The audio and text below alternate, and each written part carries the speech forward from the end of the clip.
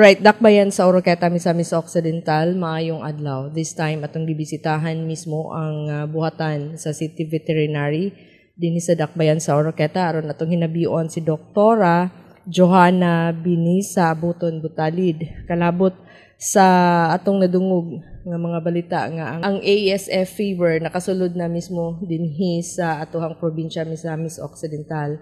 And this time, atong hinabion si Dr.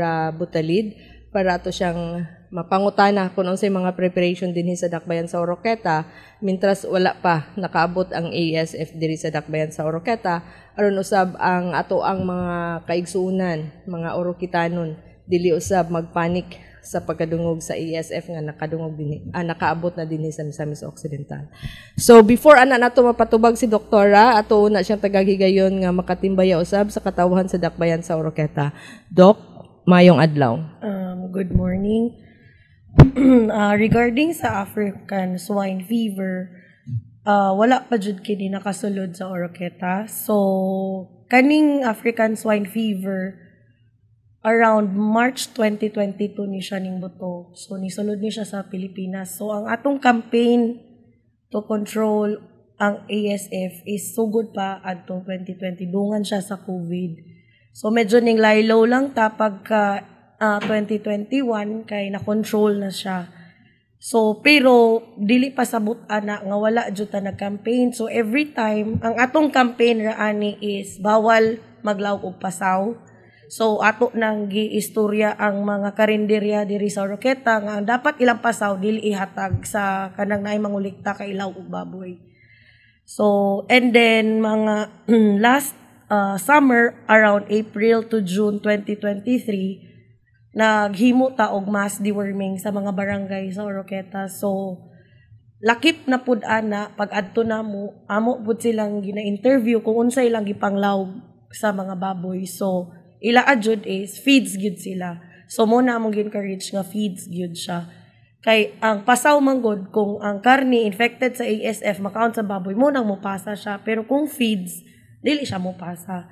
So gi-reactivate nato atong animal quarantine checkpoint sa Barangay Pines August 17 this year kay katong naanay daghang nangakuan nga nay nangamatay sa Jimenez, so gi-reactivate nato. So until karon operational siya 24/7. So diri sa Oroqueta kung live nga baboy ang imong dala, dili ka kasulod kung wala kay veterinary health certificate. And then sa among slaughterhouse pud sa Oroqueta, dili pud kasulod dira kung wala kay veterinary health certificate. So kung magdala kag karne nga giihaw na, nag-request pud mi og meat inspection certificate. So daghan na mi og napugngan dira sa checkpoint. So kung wala sila saktong papilis, mobalik gid sila kung asa ila ang origin. So ang atong mga katawhan nagpanik sila og from your statement karon dili na sila angay. Dili gid sila angay magpanik. Isa ni nga hinugdan kung magpanik manggod mo. Ang baboy ibaligya na lang ninyo barato. So atong ako jud mong gi-assure as of now wala jud tay ASF sa Oroqueta. And then ang among gi-encourage is inyong ipa-insure inyong mga baboy. So ang insurance kini inyo ni siyang maadto sa City Agriculture Office. Sila manggod ang mag-process sa insurance. So libre ra kini kung ang inyong baboy na polo paubos. Dok, unsay kanang ang ilabi na karon ng gibuhi og mga baboy, mga medyo nahadlok na sila. Nakay mahatag nilang medyo kanang symptoms nga posibleng ilang baboy aron ma-ready sa sila. Ang symptoms gyud sa ASF dili siya specific nga for ASF. Common siya. Pura ra siya pareha sa ubang sakit.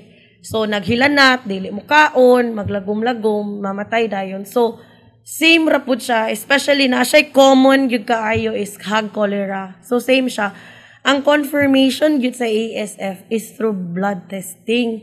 So namang goy daghan namang nakuha namo nga nay namatay among adtuon pero dili ra gyud siya ASF. So ban magud magpanik na dayon ang silingan. So Maski magwala pa ASF, naman dyan mga matay ng mga baboy kay magsakit, mapaakan ba, or naa dyan mga virus, especially kung wala ta nag-vaccine. So, ang ako lang dyan, gi-encourage ang mga tag-iya, mag-disinfect dyan mo sa inyong baboyan, dili mo magpasulod maski bisa kinsa, and then namoy foot bath sa inyo. Before, inyong baboyan ni namoy foot bath, dili mo magpasulod-sulod og laing tawo. And then, kung mupalit mo og baktin or baboy, dapat kabalo dili sa source nga wala mo sure. Labi na ng karni karon, daghang mga karni ron nga ni barato na kayo. Ayaw mo palit ana kay taas ang tsansa nga kana siya nga karni gikan na siya didto sa munisipyo nga nanay ESF. So pag inyo na ipasulod sa Oroqueta, dayon wala may problema kanon ang baboy nga naay ESF. Pwede siya sa tao makaon, wala siya dili siya makaapekto nato kay ang ESF baboy to baboy ra gid na siya. Ang problema lang, kung mukaunta ang sobra, ipasaw na to, then kung katong karnihan ay ASF, matakdan dyan din yung ang baboy. Airborne ang ASF, do? Pwede siya, and then mostly direct contact siya. Ang ASF manggod, maskig na siya sa freezer ninyo, ang karne, mulast siya 1,000 days. So, dugay siya mamatay. And then sa init pod, maskig inito na kay nimo siya, kailangan siya burap ito mapulpog na or malata na kay before pa siya mamatay. So, dugay gid siya. So, munang maskig normal nga cooking, dili siya mamatay. So, munang mupasa gid siya. So, naatay na intercept isa ka barangay diri sa Oroqueta 2 Sundays ago. Kato siya, gidala to siya gikan sa Sinakaban. Kay magpatay na magod the next day. So, giagi niya sa dagat, gipump boat. So, may gani kay aktibo atong kapitan, gitawag niya nako. Among nakuan, gipabalik jud na mo. And then, gi-disinfect na mo ang area. So, karon pag monitor na mo, wala raman, dili man, wala may apektado dito. So, nga mo lang gi-encourage nga, ayaw mo palit og baboy nga barato, ayaw mo pagpalit og karne nga barato kaayo. So, pwede rin mo palit diri sa Oroqueta. Safe ra itong mga karne diri o mga baboy. Kaya walay ASF diri sa Oroqueta. Okay, kay medyo na deklarar sa province ka ang Sinakaban Menes ug panahon. Yes. Naanay positive nga ASF. So, at least nahatagan nimo og katinawan ng atong katawhan aron mawala sa daang ilang kahadlok kay sa among mga nangadunggan daghan namang gud nagpautang na lang gali pautang na lang nila ng baboy para maluwas. So at least from your statement today, makahatag na nila og kawala ang ilang kabalaka. Na kay gustong ipaabot nga mga precautionary message sa mga nagbuhi karon ng mga tao. Ang kuan lang is actually, na-agreed naman na nga ang baboy gikag Jimenez o Sinakaban dapat dili na makagawa sa ilang munisipyo. Okay. Sa panaon, isa to duha, I think isa pa ka barangay ang na-positive. So, gi-control pa nila sa panaon. Ang Jimenez o Sinakaban, ang bawal lagi sila magawas og karne. So, dapat konsumo nila dito ra. Nalagay uban nga magkawat-kawat manggod. So, sa amuang koan is, kung gikan ka sa area nga na surveillance, na dyan may additional nga requirement, nga dapat negative yun before makasulod sa Oroqueta. So, ang kuha lang nako, foot bath sa inyo ang babuyan, magpa-insurance, yun mo, libre ra ang insurance, and dili mo magpasulod og laing tawo kung mamaligya mo og baboy. And then, kung naay mga buyer, dira ra sila taman sa gate, inyong baboy kamoy mo gawas. Kay syempre, isa na sila sa mag-spread. Kay maglahi-lahi man sila atog babuyan, kay mamalit sila.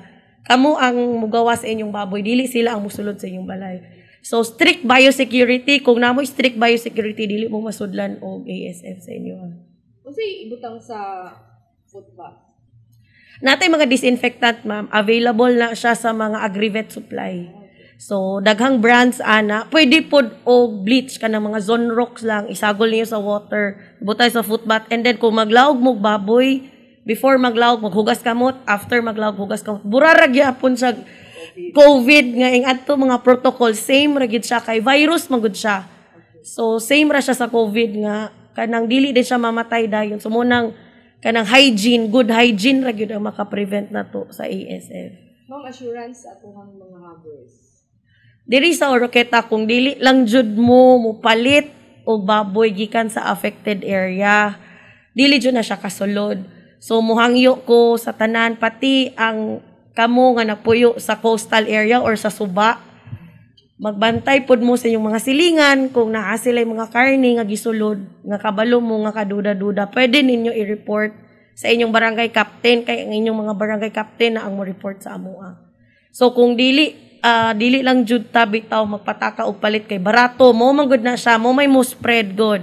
Barato man ang karni dito ta papalit. Dira na dahil mo spread ang ESF kay kung dili ra gyud mo mamalit sa Oroqueta og karni. So as of today wala jud tay ESF sa Oroqueta and dili kay nahanglan magpanik nga ibaligya na ninyo inyong mga baboy kay mo nay hinungdan nga mabarato na noong kaayo nga dili pa man kinahanglan, wala maingana. So insurance, strict biosecurity gyud mo jud na siya pinakaduha ka importante nga buhaton nato sa mga atong hog raisers. Sa insurance dili lang baboy ang ma-insure, tanang livestock animals pwede ni i-insure. So kanang strict biosecurity dili ra po na pang baboy, tanang hayop. So para dili ta masudlag lain-laing mga sakit, kanang duha pwede na ninyo buhaton para maprotektahan pud mo as kanang livestock farmer. Ang kanang gidala og mga contaminated nga mga karni o gikan sa gawa sa ato o dakbayan ang mga karni, ma'am, naamoy mga penalty kung masakpan sila? Wala pa may penalty na, ma'am. Ang among buhaton, ma'am, ipabalik kung asa ang origin. Kung ibili nila, ma'am, among i-disinfect din sunugon na mo siya. So kung ibili nila sa checkpoint, namo koy uban dadon na nila balik. So kung ibili nila sa checkpoint, ko ana i-disinfect na mo sunugon siya namo kung dili nila kwaon ubalik ang live or ang karni gyud nga kwan. So kung doon ra ba pista, so ayaw na lang jud mo pagdalag bring house sa Oroqueta kay i-hold jud gyapon mo sa checkpoint. So kana lang siya para maprotektahan nato ang mga farmers. Dili ra man ni siya sa atong farmers kay kung masudlan tag ASF, una mo barato ang karni pero after ana mo mahal na kay ang karni sa baboy and then mo apil na pud ang manok, isda, baka mo apil na pud siya. So namagoy uban madunggan ako may nang na ASF kay mo barato. Dili siya mo barato siya una pero after mo shoot up na din ang presyo. Kita gyapoy luoy taas na gani ang presyo sa bugas, apil pa ba noon, panud-anon, maglisod jud ta kayo. Thank you so much, ma'am. Dahil na kayo gustong panawagan, gusto nyo nagpaabot.